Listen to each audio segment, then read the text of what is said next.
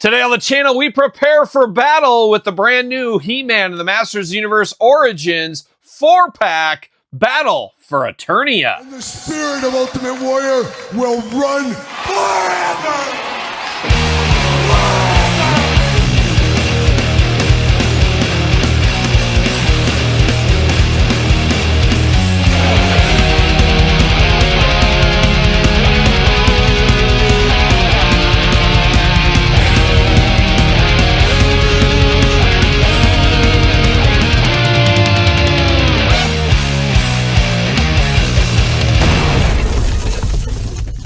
Welcome everyone, Kyle here, and welcome back to the channel for another He-Man and the Masters Universe Origins unboxing and review. And today on the channel, we're ready for battle, the Battle for Eternia 4-pack. But for all your Battle for Eternia needs and a whole lot more, hit up Entertainment Earth. Use the link in the description down below. Got to get a deal out there, maybe, depending, of course. But of course, we're going to do this unboxing like we do all the other unboxings on the channel. We're going to take a look at the packaging. We're going to talk about it. We're going to unbox it. We're going to talk about it. We're going to see where it goes from there. Fan channel exclusive with this one. You're not going to find it at the Targets, Walmarts of the world. You're going to have to go to the J's, Toys and Games, the Entertainment Earths, the big bad toy stores of the world to pick this one up right here. But very, very cool. We did get a 4-pack. The Snake Man one. Was that a year ago? What is time once again? A very fun pack with some amazing artwork was that one. Check out the review on the channel. Now we get another 4-pack, and once again, beautiful artwork, very cool packaging design on this one. One of the best things are these 4-packs from the Origins team. Absolutely love everything that's going on here.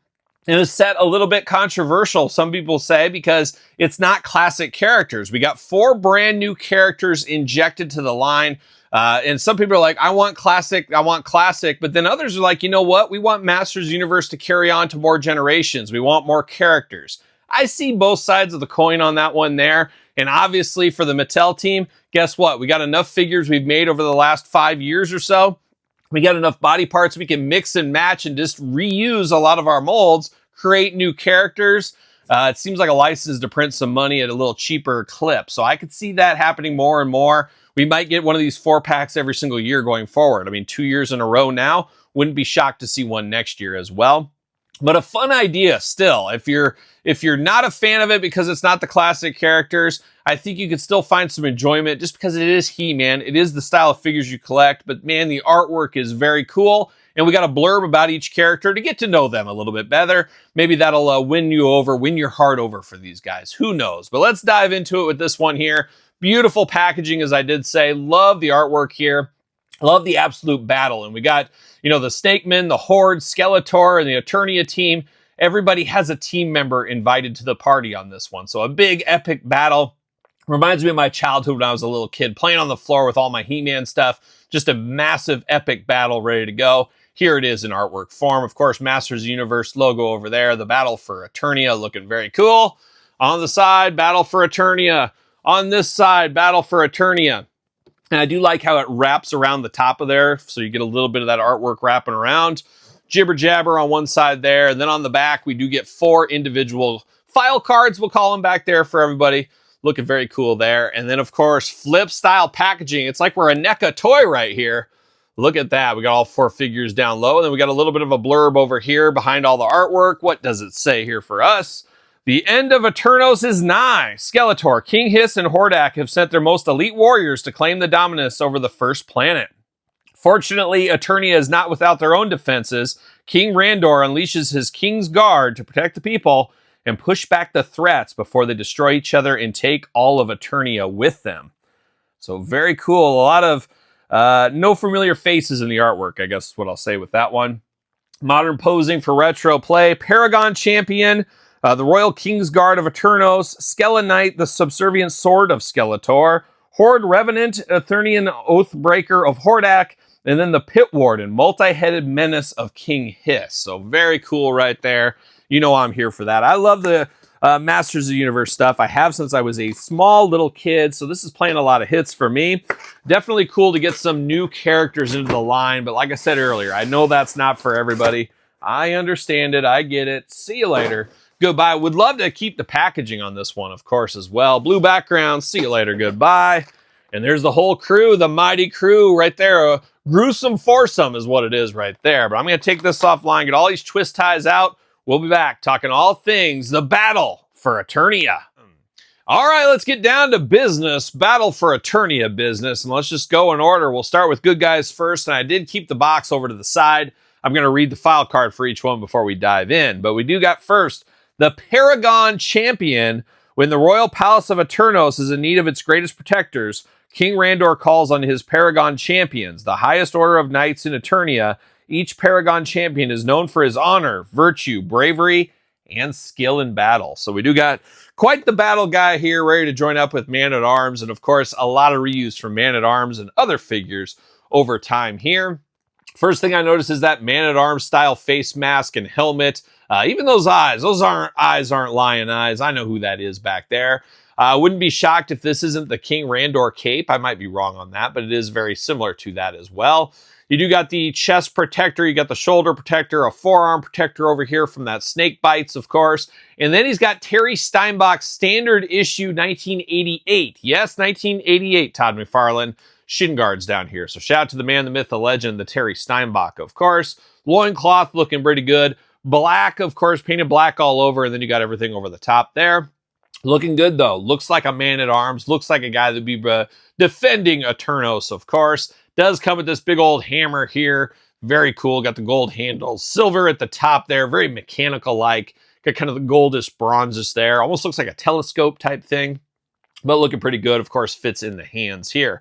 And we'll walk through articulation with one of these guys along the way, as articulation can be your standard origin style. But looking pretty good, all things considered. A very good reuse here. Now, I can see people buying multiples of this box set, using other parts, mixing and matching, and making a big army of these characters with just little tweaks to make them different. We could see that coming as well. We'll see what happens. But next one on the list here, the Skella Knight. Okay? Skeletor has faced the failures of his stooges for long enough. No longer reliant on the competence of others, he creates his own army of swordsmen. I'm a bit of a swordsman myself. From the raw energy of havoc magic, all under his control. So he's sick of the Beast Man and the Merman messing everything up. He's going a little bit more evil is what he's doing. He's going to start with this big old sword. Almost looks kind of like the Havoc staff horns down here. All kinds of crazy hieroglyphics, maybe, something like that. But a very cool sword here. Very cool. Would be awesome if this glowed in the dark. I don't think it does. It doesn't seem to, but it almost looks like it could glow in the dark. But very cool, very evil right here. Looks like something out of a horror movie or something. You'd come across this and it would possess you or something. Who knows? Like that a whole lot. But then we get down to this. I believe this is very reminiscent of what the 2000X Skeletor figure that we got from Origins. We got Skeletor, we got He-Man. I believe that's what this is. But the head sculpt, definitely new on this. I really like the head sculpt here. Once again, looks very evil. You got the horns down. Of course, a little bit like the Havoc staff. You got a little skull on the top. But just the face paint, we'll call it face paint here on the mask, makes it look like he's ready for war. It's like war paint. It almost reminds you like an orc from Lord of the Rings or something like that. Just very, very cool in the mask. And then you get the big Road Warriors-esque shoulder pads up here. He's ready to fight all comers, of course. And then he's got the shin guards down here. These are not Terry Steinbach. And a plot twist, Darren Dutch Dalton, Philadelphia Phillies legend right here in the shin guards, looking very good. Loincloth over the top. Got to have a little protection. Got to protect the junk. You know how that goes. Forearm guards over here as well. Not a bad looking piece of business here. Very easy repaint, but man, this new helmet on here adds so much to the figure. Absolutely love this helmet. Very, very cool. Love the purple skin tone on him as well. And I should put these guys on ringside stands as I go along, probably. So I'm going to stick him on a stand. Uh-oh. I don't like what's going on with his foot down here. Oh, there we go. Nothing worse than breaking a foot right out of the package. Can I get him to stand up? He's got a weird... I might have to heat this bad boy up here. He's got a weird thing going on. Your mileage may vary. You know how that goes. But yeah, these feet... Oh, there we go. Broke through. I don't know what was going on down there, but might have to heat these guys up. We say that with a lot of action figures, of course. You just never know what you might be getting yourself into. There we go. Maybe you're going to fall over on me. See if we can get the old palace guard up here as well. He's always top heavy. Reminds me, I think Randor was too with that cape. Very top heavy, if I'm not mistaken. There we go. That'll do. That'll do. So 2 down, 2 to go. Let's get the old handy checklist out. Checklist. Let's see the bio card here. We're going to go to the Horde Revenant next. These are those. There are those. How about that? On Eternia, dedicated to the resistance. But when their valor breaks, Hordak swoops in to turn them into the most violent of his horde, the Revenants. Bound by their dishonor, the Revenants have no choice but to do Hordak's bidding. So very cool there. Very evil as well. Now he does got a big old staff right here, all in a red color, looking pretty good. Nice to get a little staff, little weapon. And then a brand new shield here, a very crazy looking shield. You got the big skull right there in the front, all kinds of spikes going on. You got the handle here, and then of course clips into the forearm. Looks pretty good, all things considered. But now we're going to dive into the Revenant himself. Very, very evil. You can tell right off the bat this is a bad guy. There's no going back. You got the big bat wings on the head, very much like a Hordak head on steroids. That's what we'll call it. All red here with a little bit of silver. You got the black eyes. You got those white teeth. Extra creepy. He does got the whole apparatus over the top with the shoulders up there. It's like the 80s, of course. Got to have those shoulder pads in there. The Horde logo in the chest. A nice skirt down here. Got the two hitchhiking hands ready to go. And then you got some very Hordak-like boots on him here against a gray skin tone throughout. Now, one thing about this one is very loose at the waist. We had another figure like this before because it's that skirt that just goes over the top. It doesn't create enough room, so you just got to be careful. Every time you bend him around, he just kind of breaks off at the waist. So not a huge fan of that. Wish there was like an extra large peg or something to make that because you just kind of move this guy around and he just falls apart on you. So that's a little disappointing, and I can't remember what figure we had that before with, but we had it with somebody else. But he definitely easily breaks apart. Now, articulation, his arms go around, blocked by the shoulders. Articulation can be the same for all these characters for the most part. The Pit Warden's going to be a little different. We'll dive into that. But the arms do go around, single jointed elbow, side to side at the elbow, hands back and forth, side to side. Nobody with extra hands in this pack either. Head back and forth, side to side, removable.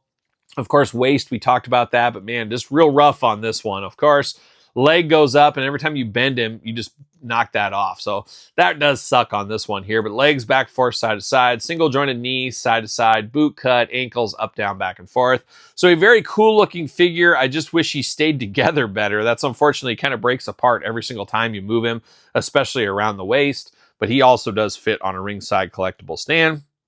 Looking pretty good, But last, but certainly not least, probably the most eye-catching of the group, the craziest looking of the group here is this Pit Warden. So we're going to dive into him next, and we're going to read his file card as well. What's it say about this Pit Warden?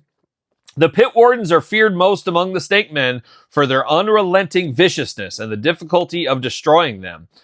For it said, remove the head of a Pit Warden and 2 more shall take its place. Oh my gosh, extra creepy.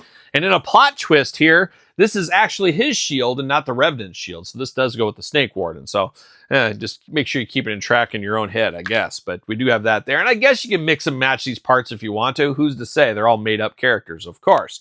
But let's dive into this guy here. And I believe, once again, we go to the Snake Armor Skeletor, I believe, had the same sword, if I'm not mistaken. Very snake-like, of course, but a nice little sword for him. We do get a neck piece, and this one seems to borrow from some of the Turtles of Grayskull we've unboxed on the channel as well.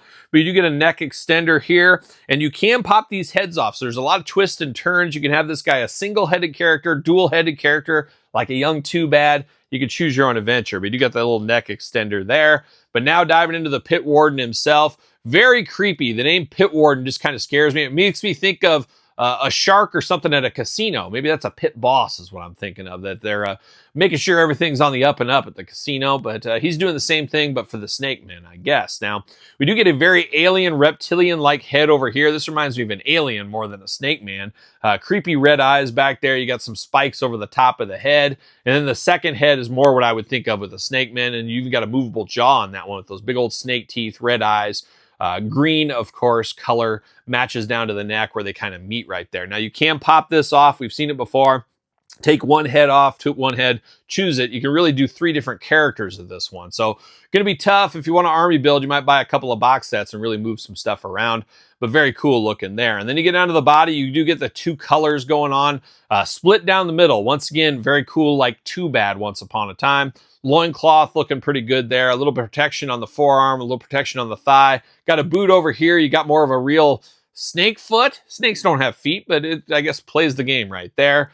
The big difference is you got a regular, more regular arm on this side, but this arm, crazy. You got the big snake head going on there. Of course, articulation right there at the wrist, arms all the way around on this one. But we have seen this before with the Turtles of Grayskull. But looking very cool here. Once again, movable jaw, got the horns up, the red creepy eyes. You can almost say this guy has 3 heads, because he does. He's got 3 heads. He's ready to go. Some may say even has 4 heads, but we're not going to dive into that head, of course. But looking interesting for sure. Definitely a visual one you look at and you see different opportunities, different ways to display this guy with the mix and match into the head. A very cool one here. Could be my favorite of the bunch just because it's complicated and there's a little bit more than meets the eye, like a young Transformer on this one, I will say. He also should fit on a ringside Mattel stand, and what do you know?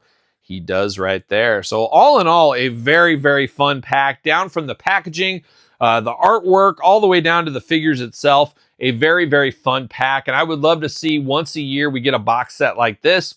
And I would actually be okay if they made up new characters just once a year. I don't want them to go overboard where there's full waves of new characters, but if they could give us 4 new characters every single year, kind of follow this platform here, give us one from one of the different teams, I think that would be a pretty cool idea to see going forward. So we'll see what happens in the future, but of course this one just now hitting. It is a fan channel exclusive. Don't look for this at Target and Walmart, as I said earlier.